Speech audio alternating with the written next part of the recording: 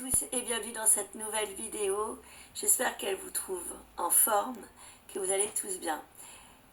J'ai envie de me pencher sur l'affaire du petit Grégory Villemin, qui est une affaire qui date de très longtemps, 1984 si je ne m'abuse, qui n'a toujours pas été élucidée. Alors, il y a une enquête qui est toujours en cours car il y a eu un rebondissement, comme vous avez dû l'apprendre récemment. C'est paru dans les journaux il y a une petite semaine. Alors ce que je voudrais voir, moi, c'est vérifier mes ressentis par rapport à cette affaire, à savoir qui a fait quoi. Au début, c'était la maman qui avait été inculpée, Christine Villemin. J'ai vérifié avec mon tarot et mon support ce que l'on me dit. Est-ce que finalement Christine Villemin était impliquée dans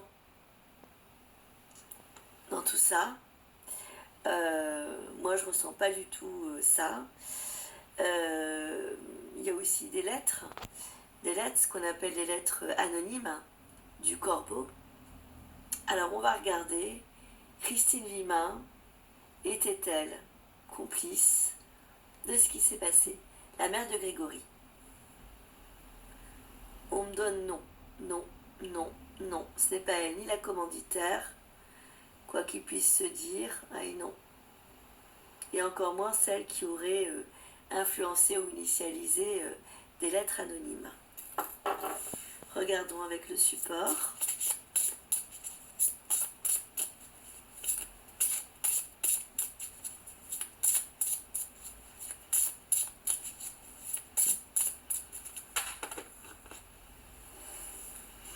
Il y a bien eu un changement à ce propos d'opinion vis-à-vis d'elle, et il y a eu des preuves comme quoi c'était une femme qui souhaitait la paix, l'apaisement et le bien de son fils. En tout cas, aucune preuve qui viendrait vraiment s'assurer que c'est elle, puisque visiblement elle est pacifique.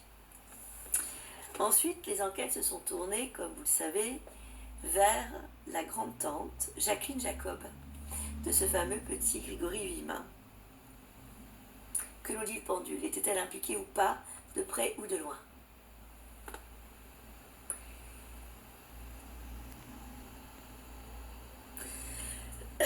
Excusez-moi.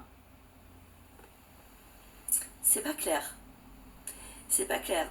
Peut-être une dame qu'on aurait sollicitée, même si elle a refusé ce qu'on lui a demandé de faire. Elle aurait été sollicitée. On va regarder avec le support. Jacqueline Jacob.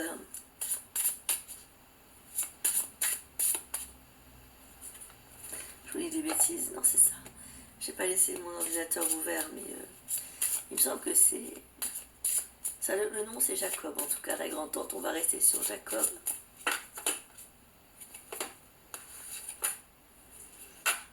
On a quand même la fatalité. Donc je pense qu'on lui a demandé de participer à quelque chose qu'elle aurait presque pu faire, mais qu'elle n'a peut-être pas fait pour rester loyale envers sa famille. Elle a peut-être éconduit. Elle aurait éconduit en fait le pire. Elle aurait éconduit le fait de devoir tuer cet enfant. Allez, regardons maintenant par rapport à cette fameuse Guadeloupéenne dont l'ADN aurait été retrouvé. Alors c'est une personne qui était liée à Paris et qui admet avoir un lien avec une des lettres du corbeau, qui aujourd'hui dit le regretter, mais aucunement d'avoir tué le petit. Alors on va pas la nommer, on va citer la Guadeloupéenne. Est-ce qu'effectivement elle a bien un lien avec ces lettres du corbeau? Oui. Est-ce que elle en a envoyé qu'une? Non. Est-ce qu'elle en a envoyé plusieurs de lettres anonymes? Oui. Est-ce que c'est elle qui les a toutes envoyées ou pas?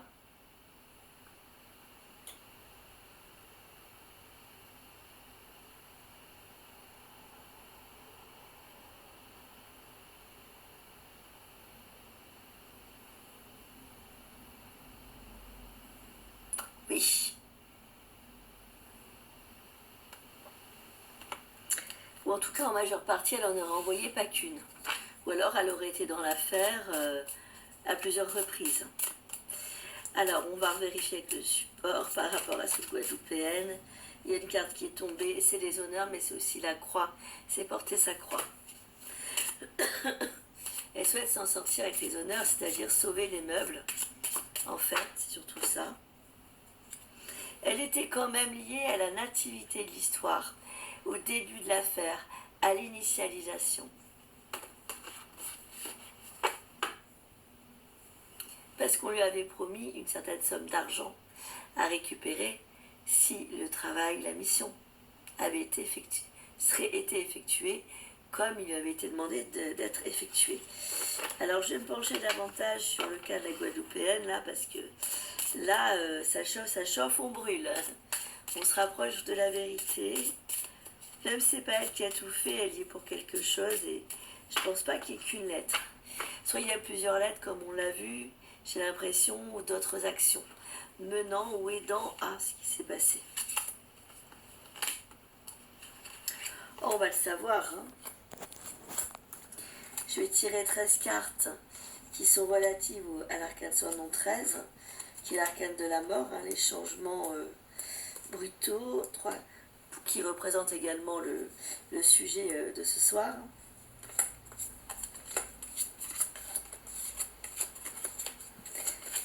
Voilà, donc là, c'est bon, je vais mettre 13 cartes. Nous avons les ennemis. Donc là, je rappelle, je me concentre sur la Guadeloupéenne. Nous avons la lame des ennemis, c'est pas très bon. Ça veut dire qu'elle n'était pas forcément amie. Donc c'est bien quelqu'un qui a voulu du mal. Et on a bien le vol et la perte. Donc c'est quelqu'un qui a joué sur ce qui s'est passé pour le petit Grégory. Vol, perte d'un être chéri. En tout cas, elle y a contribué, initialisé, lancé quelque chose, une énergie par rapport à ça. Hein. Parce qu'on lui avait promis quelque chose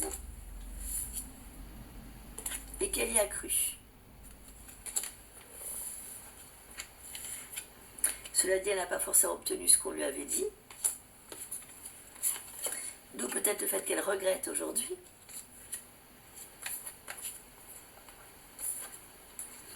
Cette femme, c'est la porte qui va ouvrir les autres informations. Elle est vraiment liée de près. Il y aura des pourparlers qui déclencheront des ouvertures de cadenas. Avec certitude, de cette affaire du passé, on va faire lumière. Voilà mes ressentis. Prenez soin de vous tous. Je vous dis à très bientôt pour de prochaines vidéos. Comme prédit, affaire Grégory, impliquée jusqu'au cou, une Guadeloupéenne piégée par son ADN, rebondissement dans l'affaire. Près de 40 ans après les faits, l'affaire Grégory révèle des détails décisifs dans l'enquête, comme l'affaire de l'ADN ciblant une femme d'origine guadeloupéenne.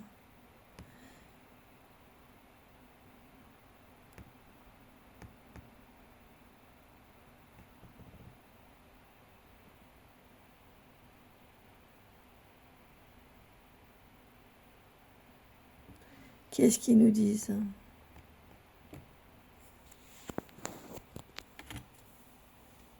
Il y a encore des zones d'ombre. L'affaire reste sans réponse.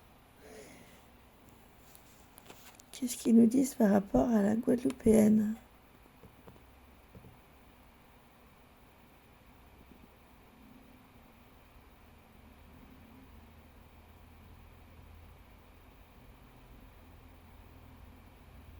Si l'implication de Jacqueline Jacob laisse peu de place au doute, une autre femme se retrouve dans le viseur des enquêteurs. Il s'agit d'une Guadeloupéenne habitant à Paris dans les années 80. Une femme connue des services de police, notamment pour de nombreux cas d'escroquerie.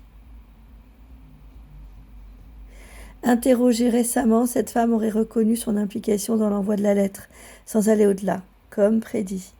Elle a été interrogée et dit regretter son geste, indique encore Jason Maturin. Si elle est bien impliquée en tant que corbeau dans l'affaire, elle a insisté sur le fait de ne pas avoir participé de loin ou de près à cet assassinat. Moi, je pense qu'elle ment. Mais je vous avais dit que pour les lettres, elle était aussi à l'origine, comme prédit. Merci de votre confiance. Je vous partage en dessous, dans la barre d'information, le lien de cet article presse. Et je vous dis à très vite pour de prochaines vidéos. Sortez couverts. Le sida ne se guérit pas. La seule façon de s'en protéger, c'est de mettre des préservatifs. À tout bientôt.